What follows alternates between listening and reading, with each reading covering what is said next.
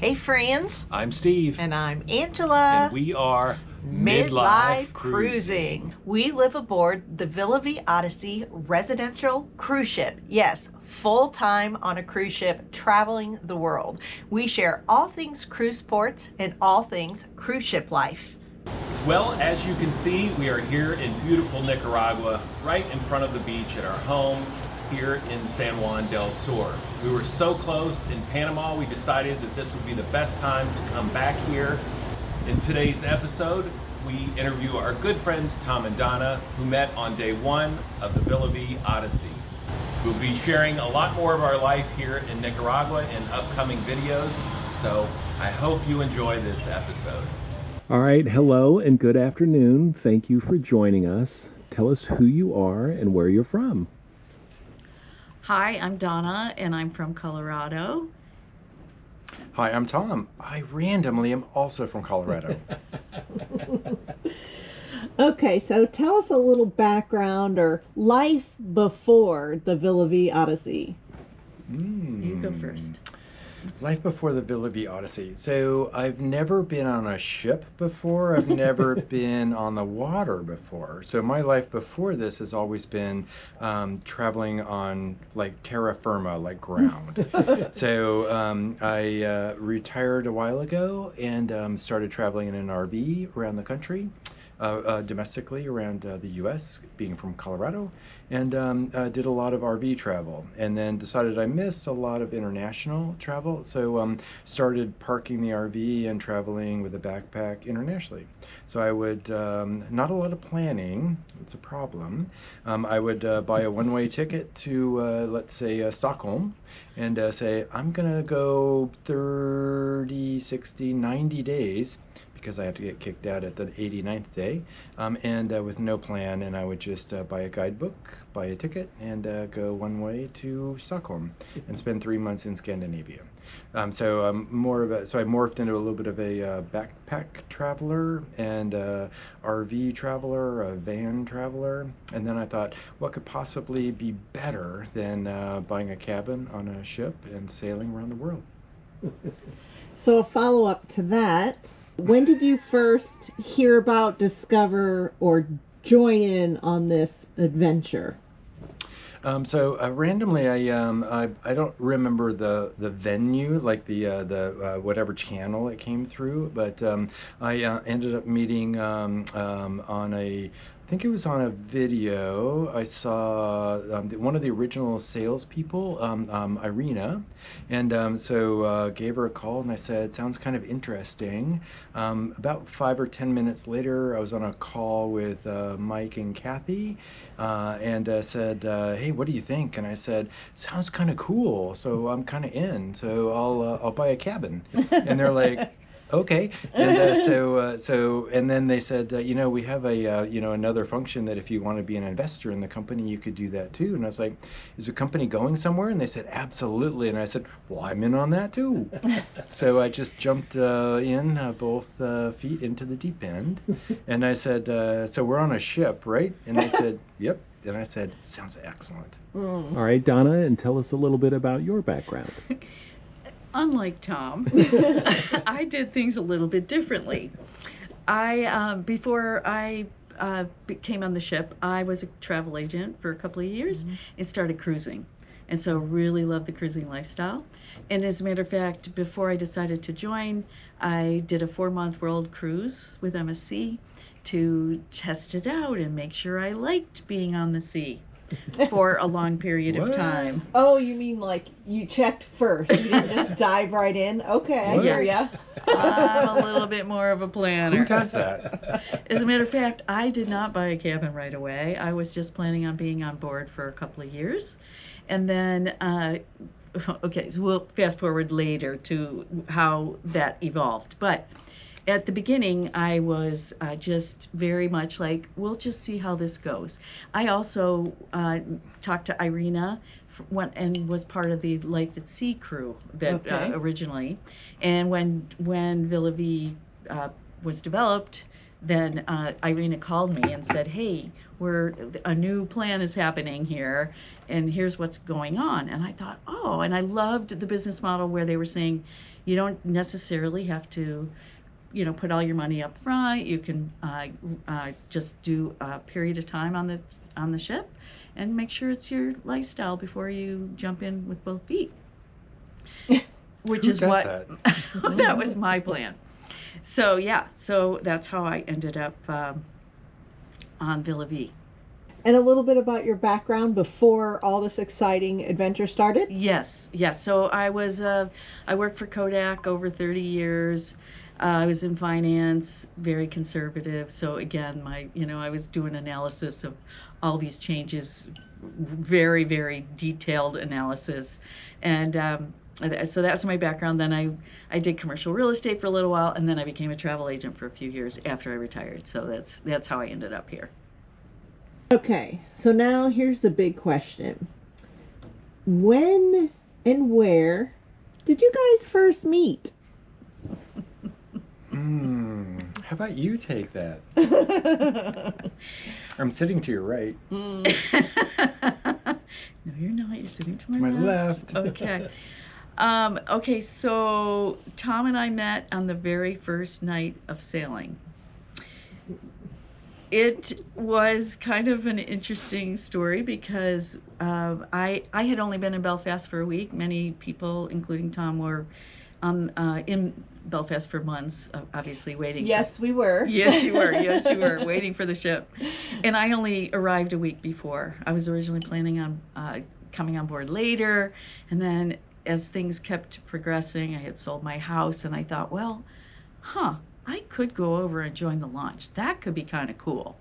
I had sold everything and I was ready to go. So at the last minute I said, okay, I'm booking a flight. And I came over to Belfast. And then a week later we were getting ready to sail. So it was great.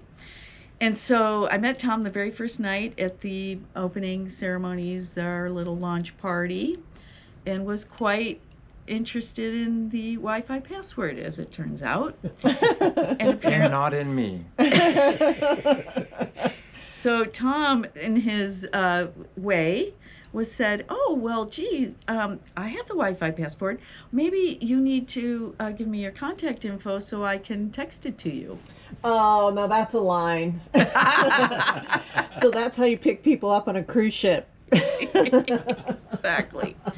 So we had a conversation that night, and then the next night he was seated in the Thistle restaurant, and I showed up. I didn't know anybody because, again, all these people from Belfast knew each other, and I didn't know anybody. And so I just asked the waitress to make sure she seated me with somebody because I didn't want to sit by myself. And she, lo and behold, she picked Tom. We'll have to have a talk with her. I'm sorry. Choices. So many choices. Anything you want to add to how we met?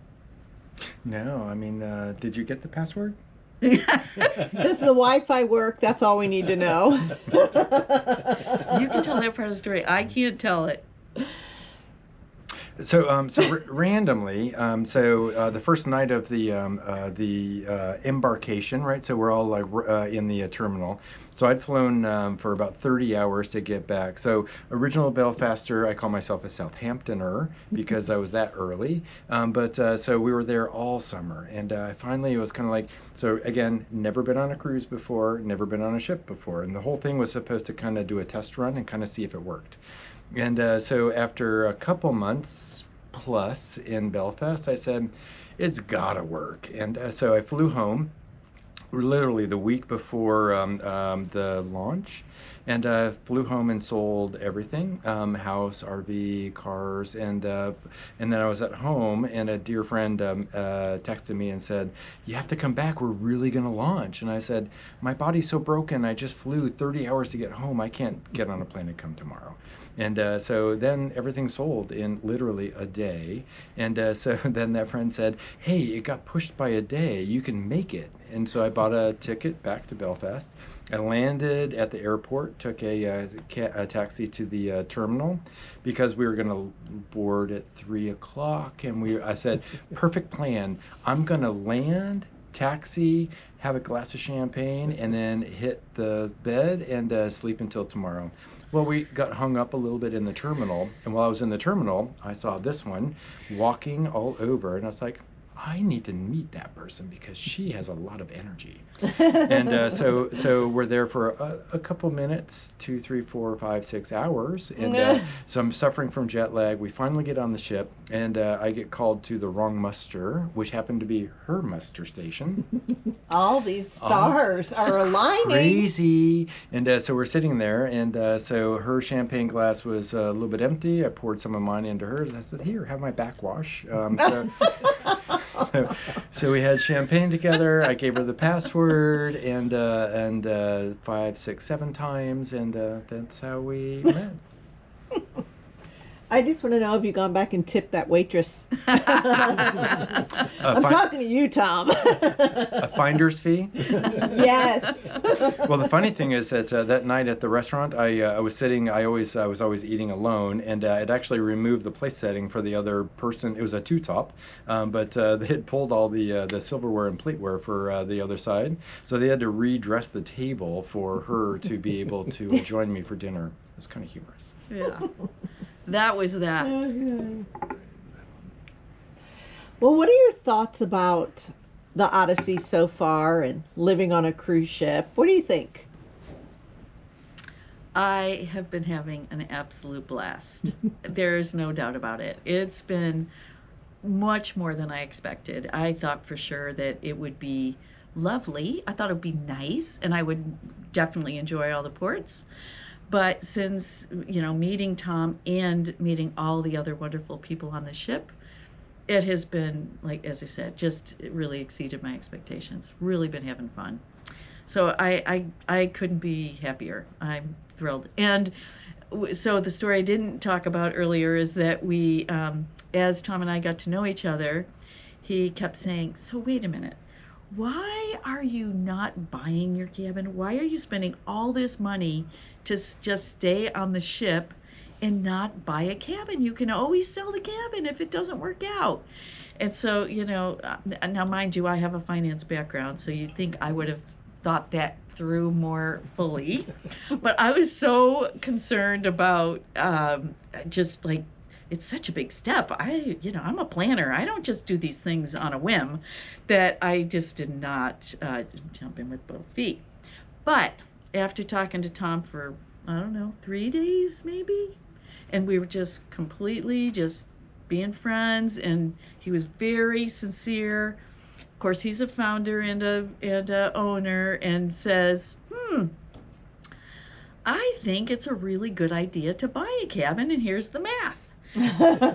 And so I go back to my little calculator and I say, oh my gosh, he's right. I really should do this. So I bought a cabin too. Tom, did you get commission for that sale? I did not. So a lot of people want to know, what does a day in the life for Tom and Donna look like? Now, I know this day in the life looks differently because I know you both very well. And I know those sea days especially look different. So, Tom, first you walk us through what a typical sea day looks like for you. Well, let's see. First, I get up and I take anti-seasickness medicine because no, just kidding. It's been really good. So we wake up and we go to breakfast. I'm a big coffee person, so actually she is too. So an early morning breakfast when we typically see a lot of people, present company included, and so we do breakfast, and then we go back and kind of chill out, and then we go to a stretch class because you need to stretch. Need to show up in the gym on occasion. And then on a sea day, I go back and I read, and I don't see my significant other all day. No, just kidding. So then you hang out until the next, the triangle, the ding dong. It's time to eat again. Meal time. Meal time. Chow time. Cattle call. And so then it's you do a little bit of stuff, and then you go and so I read, and then I go and eat again, and then I go read some more, and then I go grab a cocktail, and then I go eat again, and then that's pretty much a pretty full day. It's a lot of eating.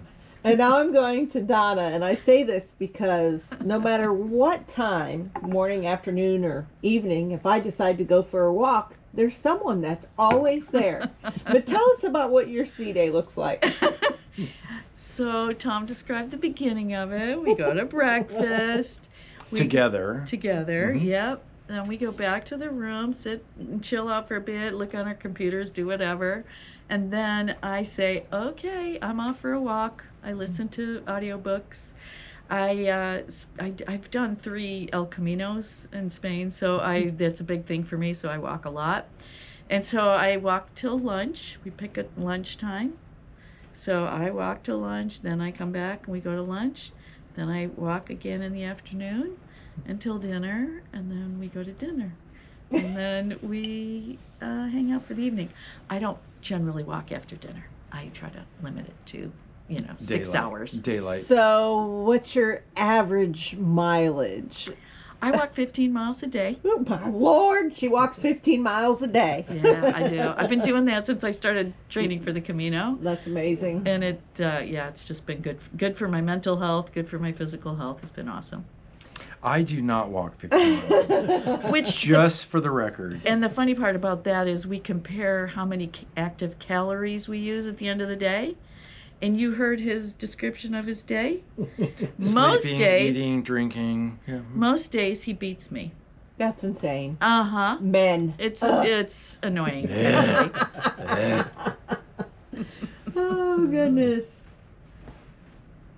So inquiring minds want to know, what are some of your hobbies both before cruising and now, your new lifestyle? Well, I think we know now they read and they walk. Yes, but there must be And more. And eat. And eat. Maybe before cruising. I guess I don't think I have any hobbies. I read a lot. I read like real books, like paper Amen. books. Right? It's like printed in paper. It's Yes. like it's a book Yeah, thing. it has Yeah. black letters on Yeah, a piece black of on a paper. white piece of paper. I love it. So I'm a big reader, and so that's I think my only hobby would be really would be reading. Yeah. to be Well, and that honest. one you can do here, so that's perfect. Yeah, although I have to admit, books weigh a bit. So when I was living in an RV and kind of traveling, you always have to balance weight, and so it's kind of like you buy a book and then you donate a book, and then Right. you buy a book and they donate a book, and so the library is actually really kind of fun. So there's a lot of different genres and different authors, and so I'm reading books that I never would have read before. Plus, I have a coach who says, "Oh yeah, I listened to the following 400 authors, and you should think about these books." And so I can go to the library and actually find them and read them. Perfect. So I read. And my other hobby, actually here, would have been I love to cook, but now. No cooking, and I actually like it because there's no dishes either, and I'm a terrible cook, so it doesn't matter. And what about you, Donna? Do you have any hobbies you can share? Well, let's see. I mean, honestly, because I've been walking as much as I do, I've spent 5 or 6 hours a day walking. Right. I didn't have a lot of other hobbies either. And You don't have time. yeah, exactly. My days were pretty full. But I did, I really do enjoy listening to books, which is the joke between us, because you can get a lot of listening done when you Right. get through a lot of books when you're doing that 5 or 6 hours a day. So I don't really have any other big hobbies either. I've never been like a crafter or anything like that. I never cooked. So for me, this lifestyle is awesome. I love it. Yeah. Okay, what about your favorite port thus far? For port or for personal?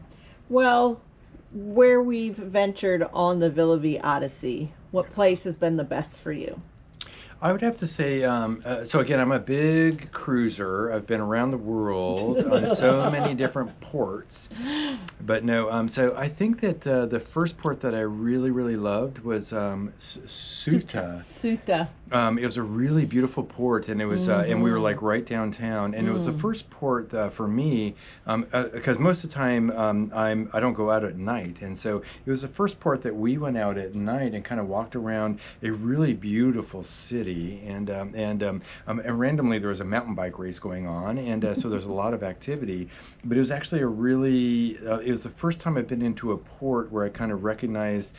We sailed in, parked, and then I was able to walk around at night. And it was actually really fun to be off the ship in the evening, and then just kind of walk home like you walk home to a hotel. We walked home to the ship, and it was, I think that was my first really amazing experience of a port city.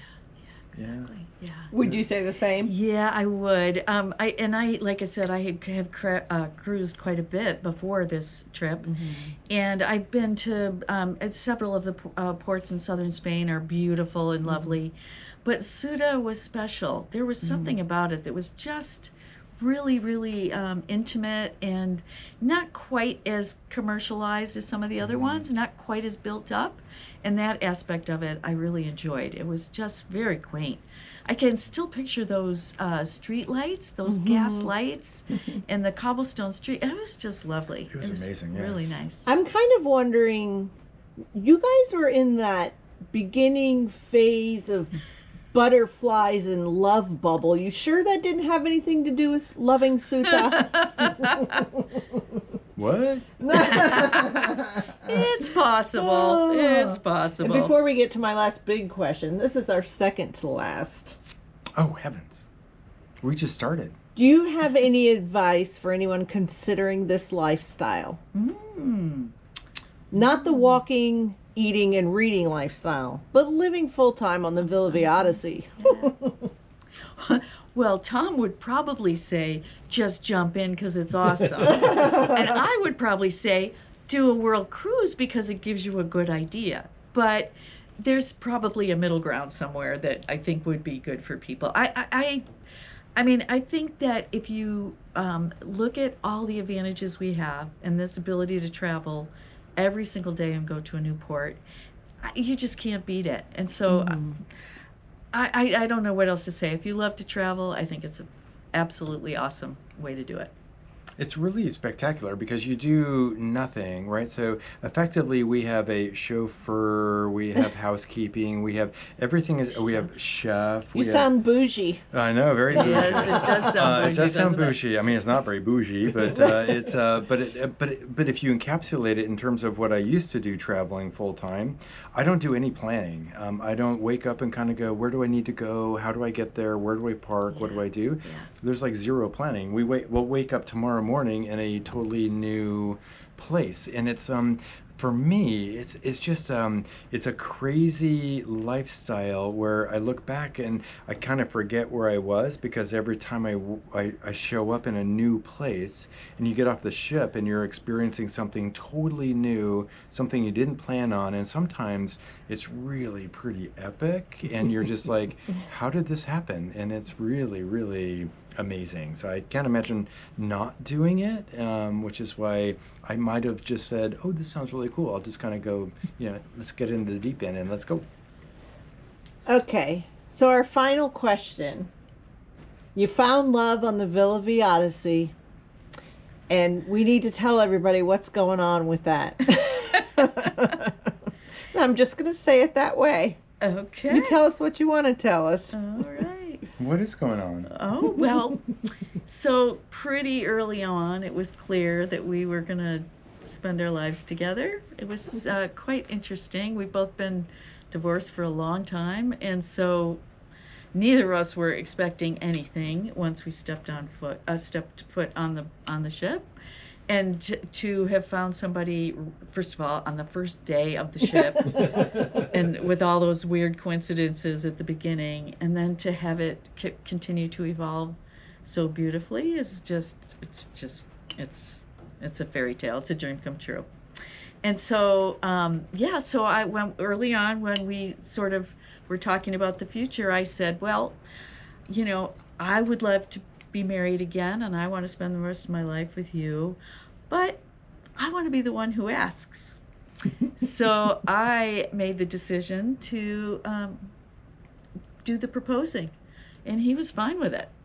Or maybe I should let you describe how you felt about that, but that's the way I took it. So the magic of this lifestyle is that so we met in Belfast, and so two Coloradoans met on a ship in Belfast, got very close to each other, and found that magic of like a permanent life together. And so then all of a sudden we're on a park bench in Casablanca, and right. So it sounds like so weird you could even write it in a story. And that's when she said, I really want to spend the rest of my life with you. And if I get married again, I have to ask. And I'm like, oh, so here's the gig. I say yes. Whenever you do it. And so lo and behold, what ends up happening is that we end up off the ship, because the cool thing about the ship is you don't have to stay on forever. For me, it's kind of like a hop-on, hop-off bus. And so we're kind of going around, and we decide to get off for a minute. And then, so we're downtown Milan, and she says, hey, it's our 6-month anniversary. I have a question. And what was the question? Will you marry me? What did I say? Yes. I said yes! Yay! Yay! And so that's the magic of this lifestyle, and that's the magic of this, and that's the magic of you. Magic of you. Oh, the magic of you. Oh my gosh, Yeah, everyone's make going to Angela turn this cry. off. It's so sappy. Well, we love it, and we're very excited for you both, and congratulations. And spoiler alert, they are getting married off the ship in June, somewhere else in the world, and we are going to their wedding. I'm so excited. And why are you going to the wedding? Because we wanted you to come to the wedding. Yay! I'm so excited. So happy. Yay. It's great. It's so much fun. All right, well, Tom and Donna, thank you so much for joining us, and we will see you soon as a couple permanently in a place to be determined. Thank you. Okay. You're welcome. Thank you. Happy to have us. Thank you so much for watching today's episode of Tom and Donna and their love story. Thank you so much, Tom and Donna, for allowing us to film that amazing story. And I look like this because we are getting ready to head out on our favorite catamaran, Salt. It's just over my shoulder here, bathing suit, cover up, crazy hair. It's also we can handle a day out at sea. Always thank you for the super thanks and buy me a coffee. We truly appreciate that. It sure helps us out. Remember to like, subscribe, comment, ring the bell, all those things that help our channel. And remember, stay tuned. We'll be bringing all things Nicaragua to you. All of our adventures here, and in upcoming videos we'll be sharing the time our daughter and her boyfriend were aboard with us on the Villa Vie. And until next time, bye friends!